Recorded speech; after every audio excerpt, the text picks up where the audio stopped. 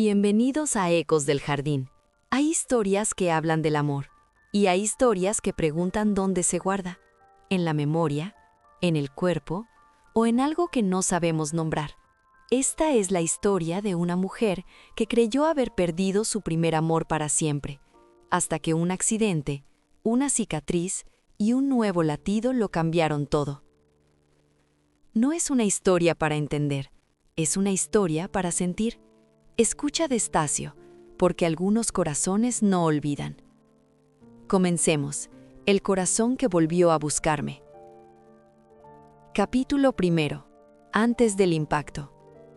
Hay silencios que no se construyen de golpe, se sedimentan. En mi matrimonio, el silencio no era ausencia de palabras, era ausencia de intención. Javier y yo aún compartíamos mesa, techo, calendario, pero ya no compartíamos mirada. Su teléfono vibraba con demasiada frecuencia, y yo fingía no notarlo. No porque fuera ingenua, porque estaba cansada.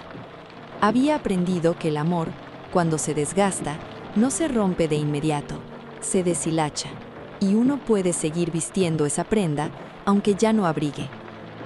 La noche del accidente discutimos, no por la amante, no directamente. Discutimos por trivialidades que escondían la verdad. No eres la misma, me dijo. Tú tampoco, respondí.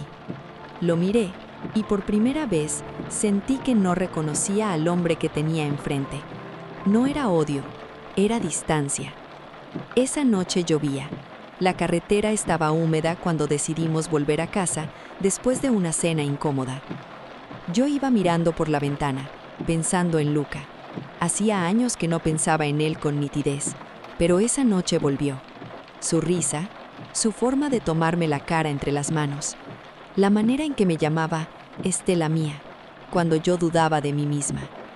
Nunca volví a escuchar ese nombre después de que se marchara a Italia por circunstancias que no dependían de nosotros. Nunca lo superé del todo, solo aprendí a no tocar el recuerdo. Un camión apareció demasiado cerca.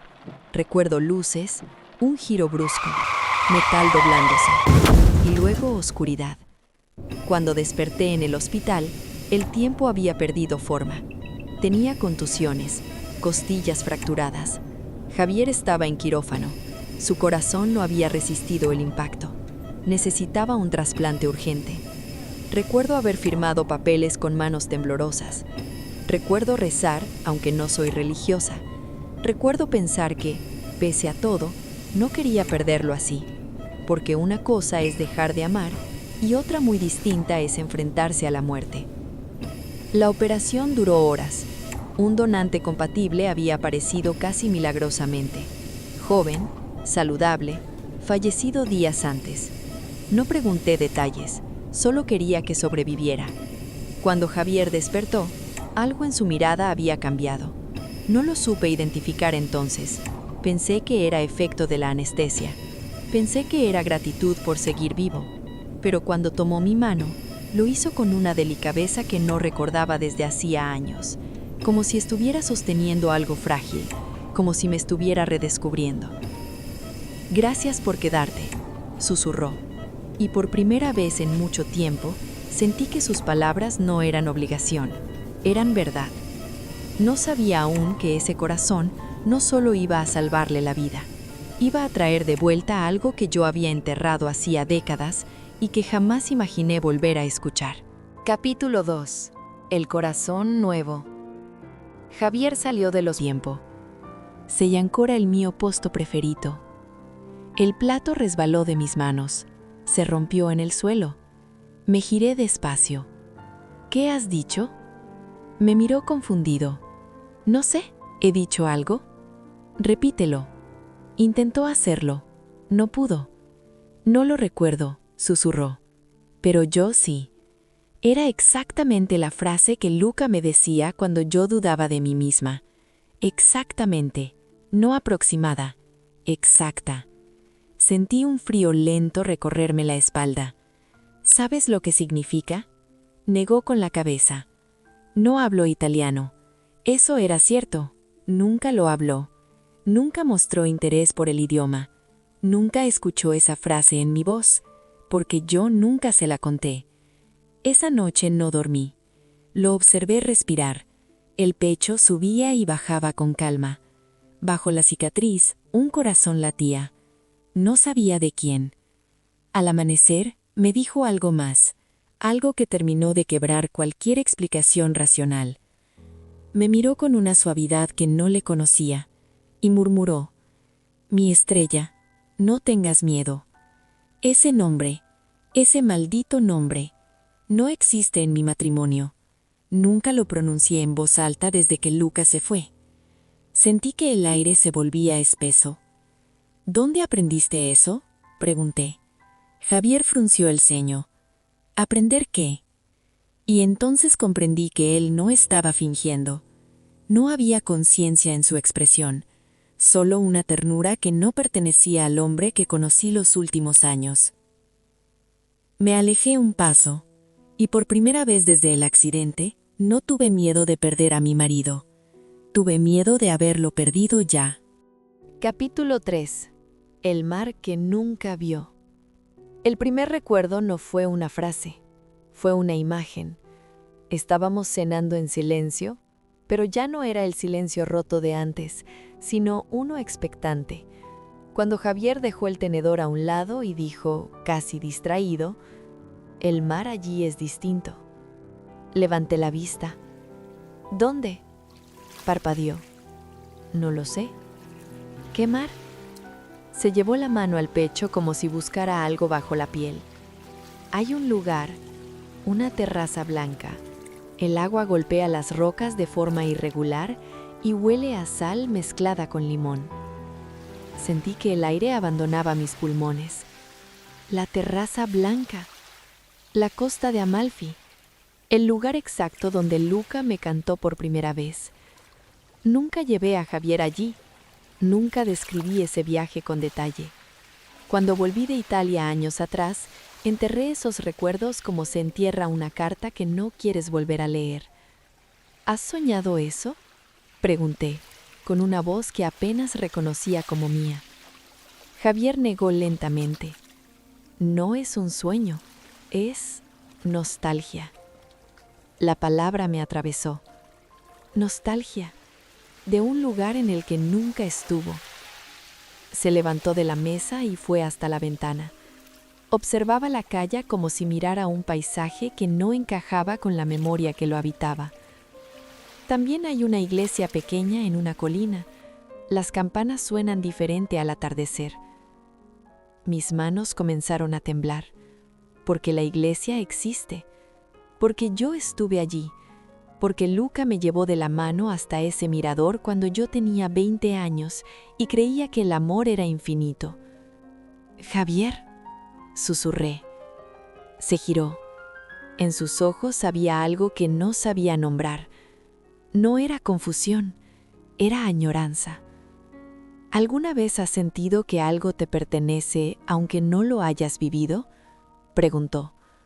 No supe qué responder, porque yo sí lo había vivido, y ahora él lo describía con una precisión imposible. Esa noche, mientras dormía, habló en voz baja. No palabras sueltas, frases completas en italiano. «Non dovevo andare via». No debí irme. Me senté en la cama. Lo observé bajo la luz tenue. Su rostro era el de mi marido. La línea de la mandíbula, la cicatriz apenas visible sobre el pijama, pero la expresión era la misma que Luca tenía cuando se despidió en el aeropuerto. No quise tocarlo. Temí que al hacerlo confirmara algo que aún no estaba lista para aceptar. La confirmación llegó días después, no por intuición, por un error administrativo. Fui al hospital con la excusa de una revisión postoperatoria. No pedí información explícita sobre el donante, solo mencioné que como esposa me gustaría enviar una carta anónima de agradecimiento a la familia. La enfermera dudó. El sistema no debía revelar nombres, pero dejó la pantalla abierta unos segundos de más, y yo vi lo suficiente. Luca Bianchi, fallecido 3 semanas antes del accidente. Muerte súbita. Donante compatible. Sentí que el mundo se inclinaba. No fue dramatismo, fue reconocimiento. El corazón que latía bajo la cicatriz de Javier había pertenecido al único hombre que me llamó Stella mía, sin ironía. Regresé a casa en silencio. Javier estaba en el salón. Escuchaba música italiana, de nuevo.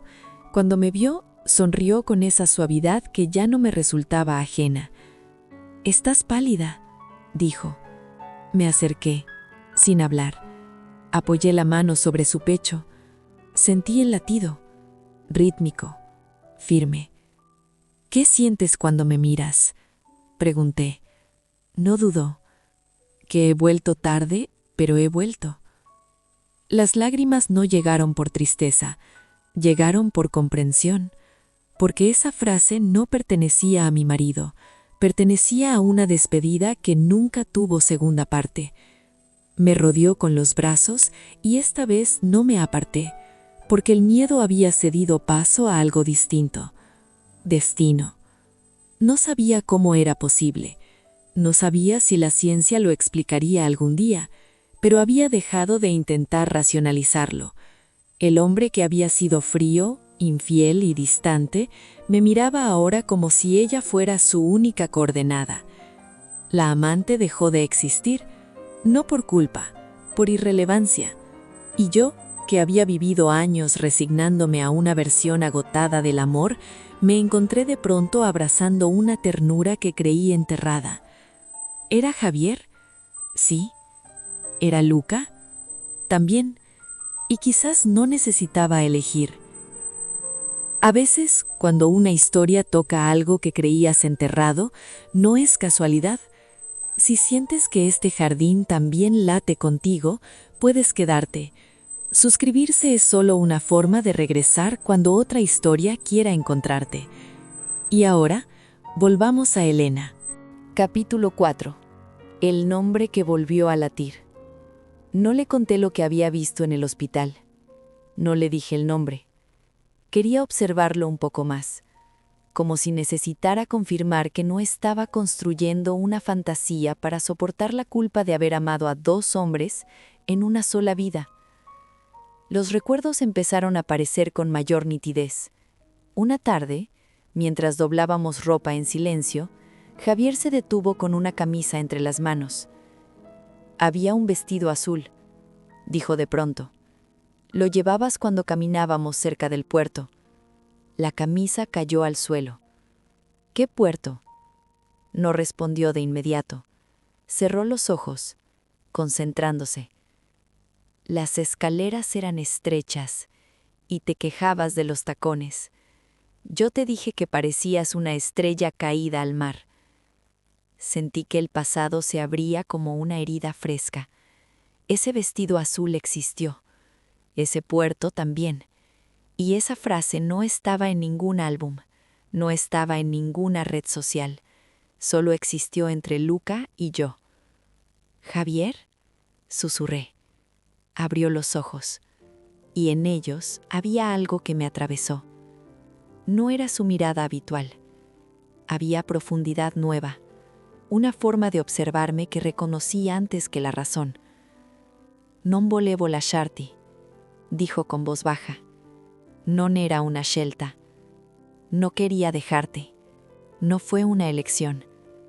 Mis rodillas temblaron, porque esa fue exactamente la última frase que Luca me dijo en el aeropuerto. La última. Nunca la repetí, nunca la escribí, nunca la compartí. Me acerqué lentamente. «¿Sabes lo que estás diciendo?», frunció el ceño. «No, pero lo siento». Eso era lo más inquietante. No actuaba, no fingía, lo sentía. Apoyé mi frente en su pecho. El latido era fuerte, firme, pero bajo ese ritmo había una presencia que no pertenecía a esta casa. «¿Luca?», susurré sin querer. Javier no se apartó. Al contrario, sus brazos me rodearon con una seguridad antigua. «Sono qui», respondió. «Estoy aquí». Esa respuesta no fue consciente. Lo supe por su expresión después, como si él mismo se sorprendiera de lo que salía de su boca. Había fusión, pero no equilibrio. Javier estaba presente en los gestos cotidianos, en la risa ocasional, en ciertas torpezas que seguían siendo suyas. Pero cuando me miraba en silencio, cuando me llamaba Stella mía, cuando describía el mar que nunca vio, era Luca quien ocupaba el centro. No reemplazó a mi marido, lo atravesó, como si el corazón hubiera traído consigo memoria, nostalgia y promesa incumplida. La amante dejó de insistir. Intentó verlo una vez más. Javier volvió alterado. «No soporto su perfume», dijo. «Me produce rechazo físico». Lo miré sin decir nada, porque Lucas siempre fue sensible a los olores. Siempre decía que el amor también entra por el aire. Pequeños detalles, demasiados. Una noche, mientras cenábamos, tomó mi mano y la giró con suavidad. Hay algo que no recuerdo con claridad, pero sé que te hice esperar demasiado. No era Javier hablando del matrimonio, era Luca hablando de su partida. Las identidades no se habían intercambiado por completo, se habían superpuesto, pero el peso de la memoria inclinaba la balanza. Y yo dejé de resistirme, porque no sentía invasión, sentía regreso. Capítulo 5. Aceptar lo imposible. No busqué explicaciones médicas, no investigué teorías sobre memoria celular, no quise convertirlo en fenómeno. Hay cosas que se entienden mejor si no se diseccionan. Una noche, meses después del trasplante, estábamos en el balcón. El viento era suave. Javier apoyó la mano sobre mi espalda con esa presión exacta que recordaba. A veces siento que tuve otra vida, como si hubiera perdido algo y lo estuviera recuperando. Lo miré. Ya no buscaba distinguir quién predominaba. La fusión era evidente, pero en la profundidad de sus ojos había una nostalgia que no pertenecía al hombre con el que me casé. ¿Te asusta?, pregunté. Negó. Me alivia. Me tomó el rostro entre las manos. El gesto era idéntico, demasiado idéntico. Dio trovata di nuovo, Stella mía. Te he encontrado de nuevo. No pregunté qué significaba. Ya no necesitaba confirmación. Apoyé mi cabeza en su pecho. Escuché el latido. Ese corazón había amado antes, y ahora me amaba otra vez. ¿Era justo para Javier? Quizá no. ¿Era racional? Tampoco, pero la vida rara vez ofrece segundas oportunidades tan claras. No sentí culpa, sentí gratitud.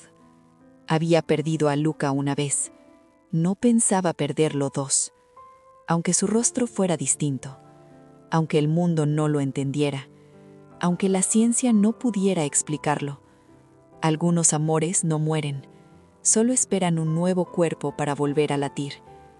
Y yo, por primera vez en décadas, no estaba esperando nada. Estaba en casa. El amor suele medirse en años, en aniversarios, en fotografías. Pero a veces el amor se mide en latidos. No sabemos dónde empieza, ni dónde termina. Solo sabemos cuándo vuelve a encontrarnos. Si esta historia te dejó con una pregunta en el pecho, tal vez era una pregunta tuya. Gracias por caminar entre estos ecos. Nos encontramos en el próximo rincón del jardín.